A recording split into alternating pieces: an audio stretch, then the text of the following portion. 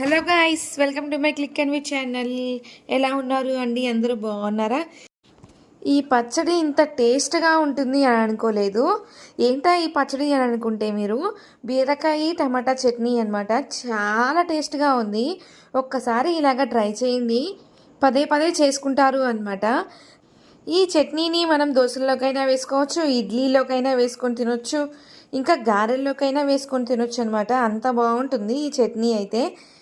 ఏం లేదండి, చాలా సింపుల్ అనమాట. మనం పచ్చిమిరకాయలు అలాగే బీరకాయ ముక్కలని తొక్కు తీసుకొని ఆయిల్ వేసుకొని స్టవ్ మీద అయితే పెట్టుకోవాలి. కొంచెం మగ్గేదాకైతే మనం వెయిట్ చేయాలి. అలా మగ్గిన తర్వాత మళ్ళీ దాంట్లో కొంచెం జీలకర్ర, చింతపండు అనేది యాడ్ చేసుకొని మనం రోట్లో అయినా నూరుకోవచ్చు, లేదా మిక్సీలో అయినా వేసుకోవచ్చు అనమాట. రోట్లో నూరుకుంటే ఇంకా చాలా టేస్ట్గా ఉంటుంది అనమాట. ఒకవేళ మిక్సీలో వేసినట్లయితే కనుక ఒక 10 సెకండ్స్ గ్రైండ్ చేస్తే సరిపోతుంది అనమాట. అప్పుడే బాగుంటుంది. కచ్చాపచ్చిగా ఉంటేనే, బాగా మెత్తగా పేస్ట్ అయితే అంత టేస్ట్ అని అనిపించదు. ఇంకా చివర్లో చిన్నులపై అయితే యాడ్ చేసుకొని మొత్తం ఇలా దంచేసి ఒక గిన్నెలోకి అయితే తీసేసుకున్నాము. చూసారు కదండి, ఈ రోజు పచ్చడి అయితే ఇదే అనమాట. మన ఛానల్ని తప్పకుండా సబ్స్క్రైబ్ చేయండి, లైక్ చేయడం మర్చిపోమాకండి.